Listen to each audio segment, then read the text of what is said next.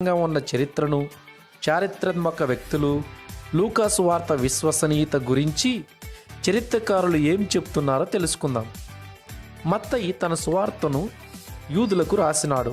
Mark తన సువార్తను రోమియులకు రాసినాడు.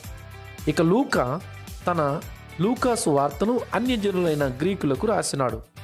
ముందుగా లూకా గురించి కొన్ని ఆసక్తికరమైన విషయాలను తెలుసుకుందాం. క్రీస్తు శకం 175 సంవత్సరంలో రాయబడిన యాంటీ మ్యారకన్ ప్రొలోగ్ టు ల్యూక్ ఇలా చెప్తుంది: లూకా సిరియాకు చెందిన ఆంతియోకు నివాసి మరియు అన్యజనుడు కూడా. లూకా పెండ్లి కానివాడు, అపోస్తులైన పౌలు యొక్క అనుచరుడు. లూకా తన సువార్తను అకయా నుండి రాసినాడు. లూకా బాగా చదువుకున్న విద్యావేత్త, ఎందుకంటే తన సువార్తలో కొహినే గ్రీకును వ్యాకరణాన్ని చాలా చక్కగా ఉపయోగించాడు. లూకా ఒక రీసెర్చ్ స్కాలర్, అనగా పరిశోధనా పండితుడు కూడా. లూకా ఒక వైద్యుడు కూడా. అందుకే లూకా ఔషధాలు, వ్యాధులు, వాటి నివారణకు సంబంధించిన 300 వైద్యపరమైన పదాలను ఉపయోగించినాడు. ఇక ఆఖరిగా లూకా 84వ సంవత్సరంలో బొయోషియాలో మరణించాడు. ఈ చరిత్రను సంఘ చరిత్రకారులైన యూసిబస్, జెరోములు సమర్థిస్తున్నారు. ఇప్పుడు లూకా సువార్తలోనికి వద్దాం. లూకా రాసిన మొదటి 4 వచనాలు ఇతర సువార్తలు అయిన మత్తయి, మార్కు, యోహాను సువార్తల కంటే భిన్నంగా ఉంది. మొదట 4 వచనాలను గ్రీకు రచయితలు ఉపయోగించే సాహిత్య పరికరాన్ని లూకా తన ఉపోద్ఘాతంలో ఉపయోగించాడు. దీనినే గ్రంథ ఆరంభం లేదా నాంది శ్లోకం అని కూడా అంటారు. ఈ సాహిత్యపు ఆరంభం యూదా చరిత్రకారుడైన జోసిఫస్, థూసిడైడస్ కూడా ఉపయోగించాడు. మాత్రమే కాక ఈ పరిచయ వాక్కులు గ్రీకు, రోమన్ల చరిత్ర శైలికి సంబంధించినదిగా పండితులు వర్గీకరించారు. లూకా ఇతర సువార్తల వలె కాకుండా తన సువార్త పరిచయాన్ని వ్యక్తిగతంగా ప్రారంభించాడు. రోమా ప్రాచీన చరిత్రకారుడైన హెరోడోటస్ కూడా తన గ్రంథాల పరిచయాలను వ్యక్తిగతంగానే ప్రారంభించినాడు. ఇప్పుడు లూకా చరిత్రను తన సువార్తలో ఎలా రాసినాడో చూద్దాం. లూకా యేసు జీవితాన్ని, పరిచర్యను పాలస్తీనా, రోమా చారిత్రాత్మక ప్రణాళికలో ఉంచి రాసినాడు. మొదటిగా రోమా చక్రవర్తుల పాలన కాలములు ఉపయోగిస్తూ జరిగిన సంఘటనలను నమోదు చేసినాడు.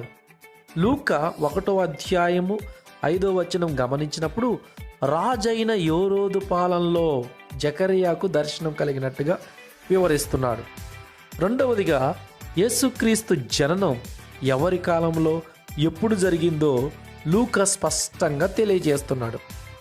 లూకా సువార్త 2వ అధ్యాయము 1-2 వచనాల్లో సీజర్ అగస్టస్ సమయంలో సిరియా దేశమునకు అధిపతి అయి ఉన్న కురోనియా కాలములో జనాభా లెక్కలు జరిగినదని తెలియజేస్తున్నాడు. మూడవదిగా లూకా బాప్తిస్మిచ్చి యోహాను పరిచర్య ఎవరి పాలనలో ప్రారంభమైందో వివరిస్తున్నాడు. లూకా సువార్త 3వ అధ్యాయము 1-2 వచనాలను గమనించినప్పుడు లూకా 9 మంది చరిత్రాత్మక వ్యక్తులను ఈ వచనాల్లో పేర్కొన్నాడు. చారిత్రకమైన పాలకులను మాత్రమే కాకుండా లూకా ఇంకా ఇతర చారిత్రాత్మక వ్యక్తుల గురించి తన 2 గ్రంథాల్లో అద్భుతంగా ప్రస్తావించాడు.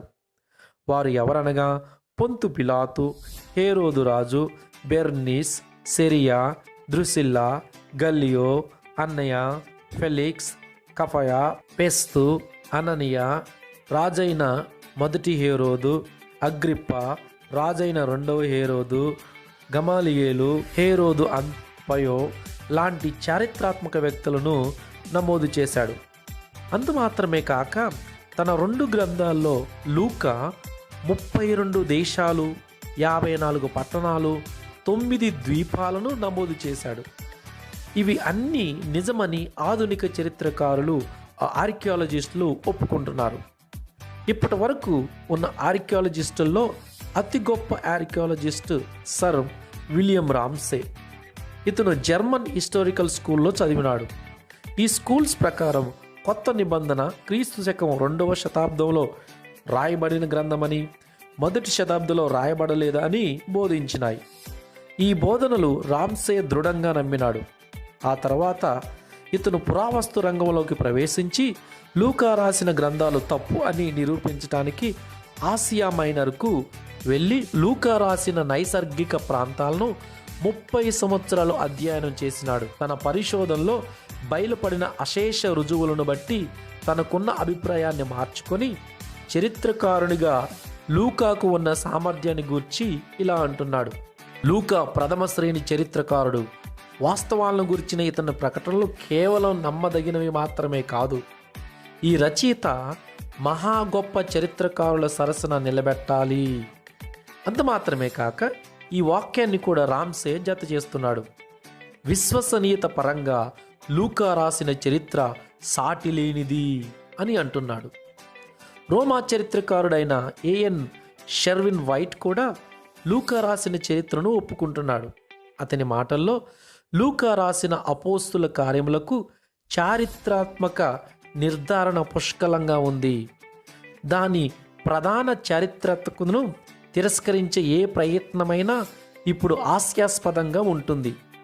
రోమా చరిత్రకారులు ఎప్పుడో దీనిని అంగీకరించారు అని అంటున్నాడు. అంత మాత్రమే కాకుండా అక్లాండ్ విశ్వవిద్యాలయానికి చెందిన శాస్త్రీయ రచనల ప్రొఫెసర్ బ్లేక్ లాక్ ఇలా అంటున్నాడు. లూకా ఒక పరిపూర్ణ చరిత్రకారుడు. అతని సొంత హోదాలో గొప్ప గ్రీకు రచయితల సరసన అతడు ఎంచబడవచ్చును. కాబట్టి ప్రియమైన వారలారా, లూకా రాసిన చరిత్ర ఆమోదయోగ్యమైనది అని ప్రతి పండితుడు, చరిత్రకారులు, ఆర్కియాలజిస్టులు అనగా పురాతన శాస్త్రజ్ఞులు అంగీకరిస్తున్నారు. ఈ లూకా రాసిన చరిత్ర నిజమైనది అని తెలుపుటకు అనేక ఆర్కియాలజికల్ ఆధారాలు ఈ మధ్యనే బయలుపరచబడినవి. ఈ ఆధారాలను గమనించిన ఆర్కియాలజిస్టులు ముక్కున వ్రేలు వేసుకుంటున్నారు. అవి ఏమిటో నా తర్వాత వీడియోలో వివరిస్తాను. ఈ వీడియో నచ్చితే లైక్ చేసి షేర్ చేయండి.